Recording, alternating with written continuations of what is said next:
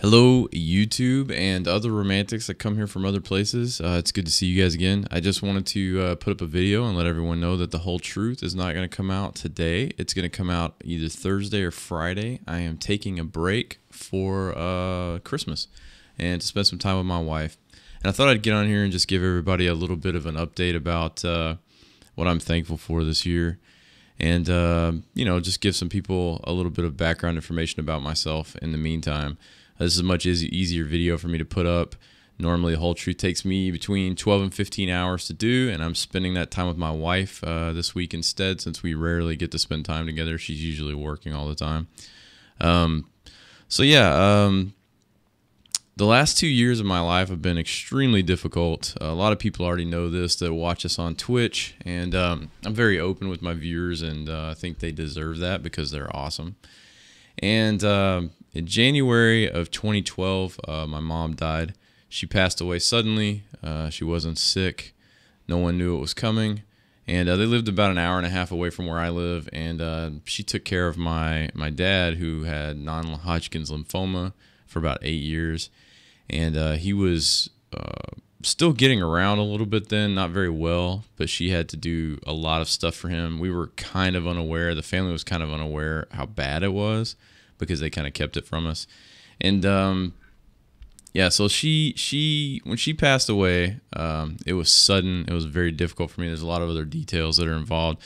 I'll refer to them as my parents, but biologically they're my grandparents. My mom was a drug addict and an alcoholic and everything else when I was born. And my dad left, I think, when I was like 2. And my grandparents basically raised me from the time I was a baby until I was grown. They adopted me legally when I was like 12 or 13 years old, and just always been there for me. So I refer to them as my parents because to me they are.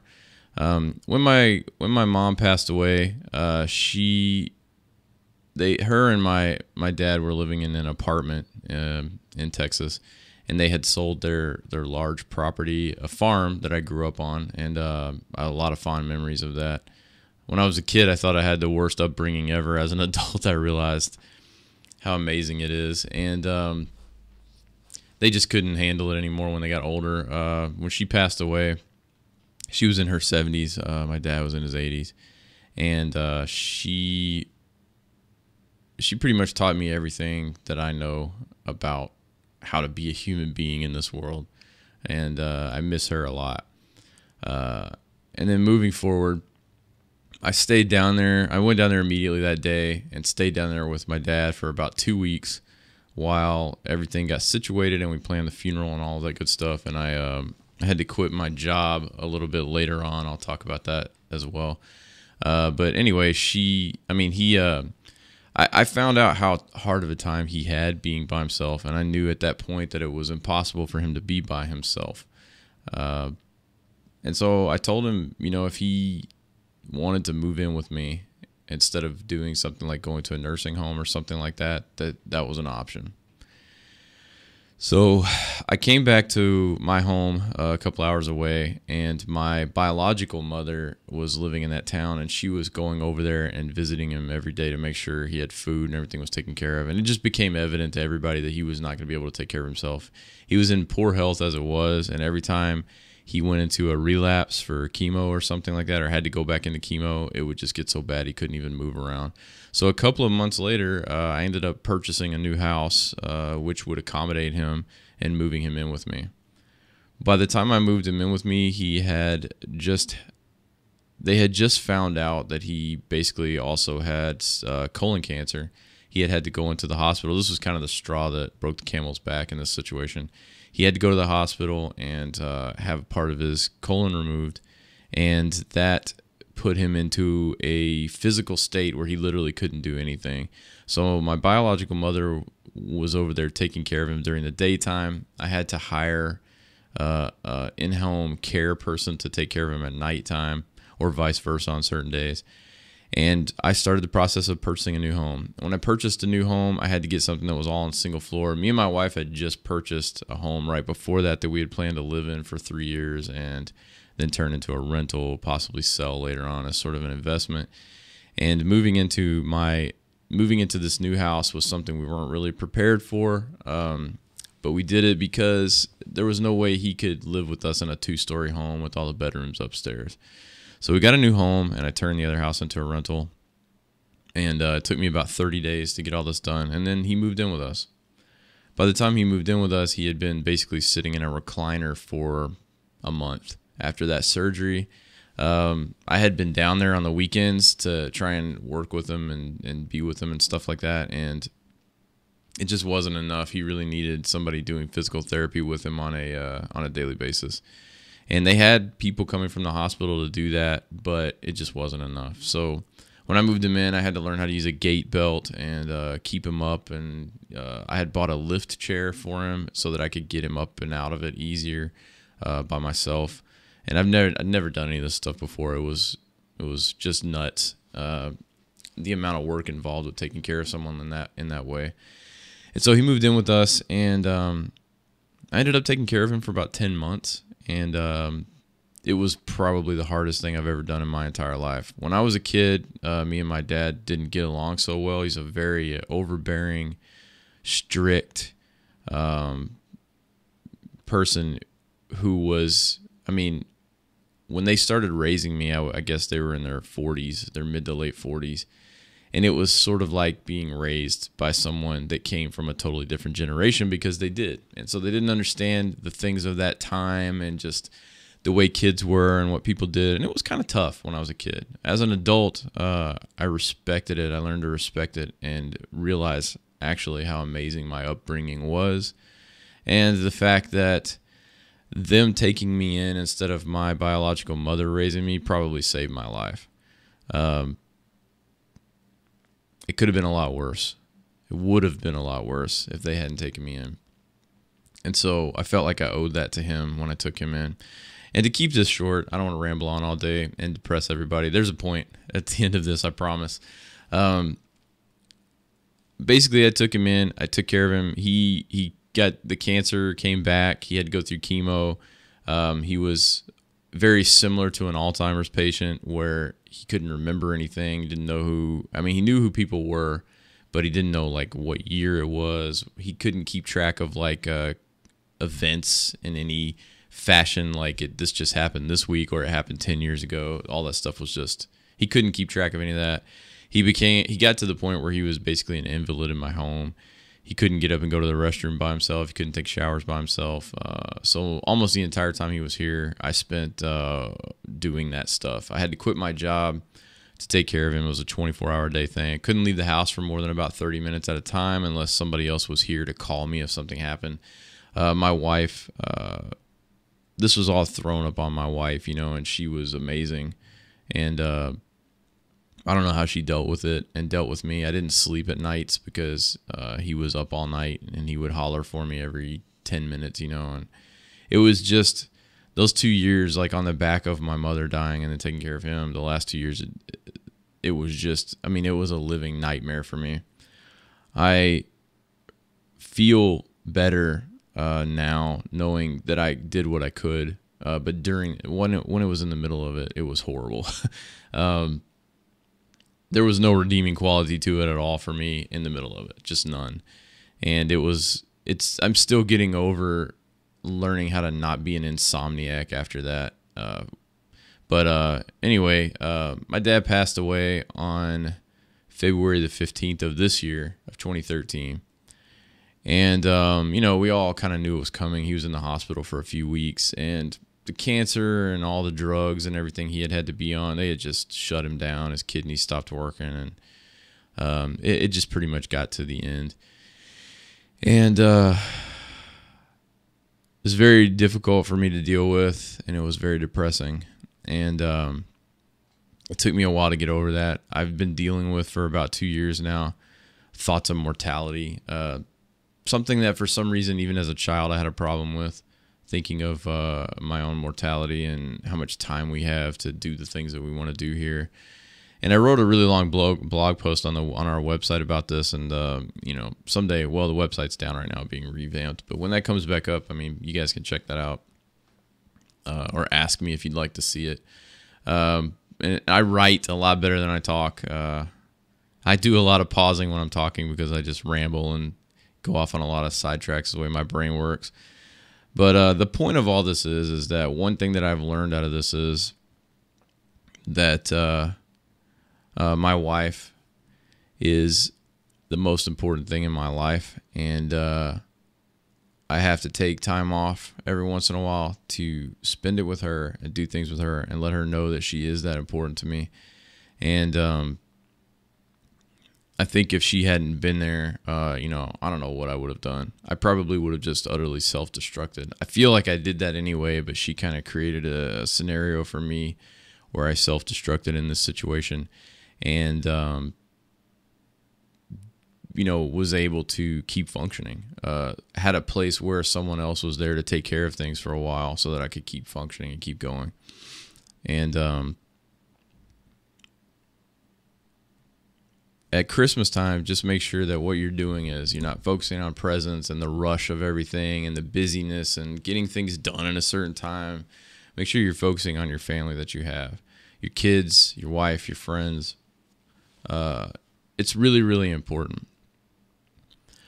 You don't have as much time as you think you might have sometimes, so make it count. It's a big deal.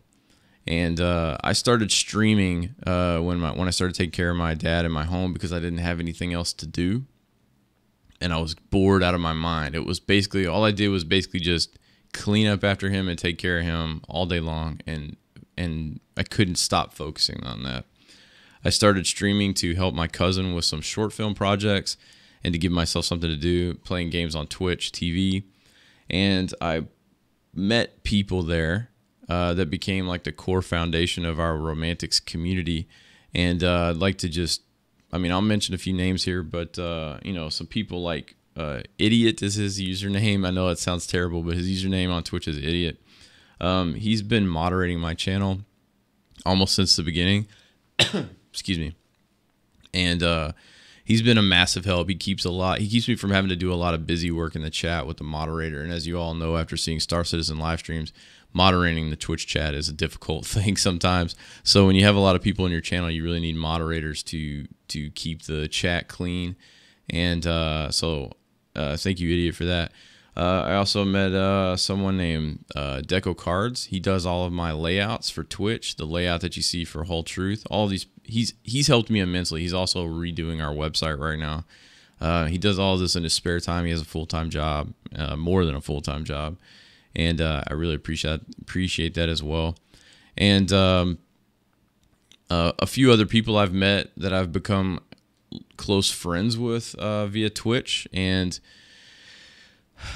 I would name everybody's names, but it would take hours. You guys know who you are. There are hundreds of people that I talk to regularly on Steam and personally in different ways through the Twitch channel and everything else. And if I hadn't had this support from these users and these viewers over there, I wish that I could impress on people that have never been to our Twitch channel or haven't been there over this long period of time with me. But it is amazing. There's a base of viewers there that watch and participate and listen and respond and reciprocate and have supported me through a ton of nonsense over the past 2 years. And every day when I have a bad day, I realize when I go to stream, which should be a job, it should be work, because it's hard to sit in a chair and play video games for 7 or 8 hours. For me anyway. I know some people can do it. It's hard for me to do on a regular basis, on 5 days a week. And every time I feel like crap, I know that when I go and stream, all these people are going to be there, and these are very important people to me, and they've supported me for over a year now.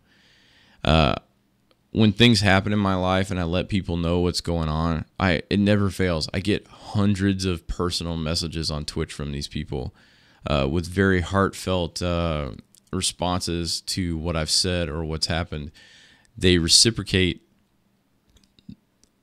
a type of love toward me that I didn't think would exist on the internet.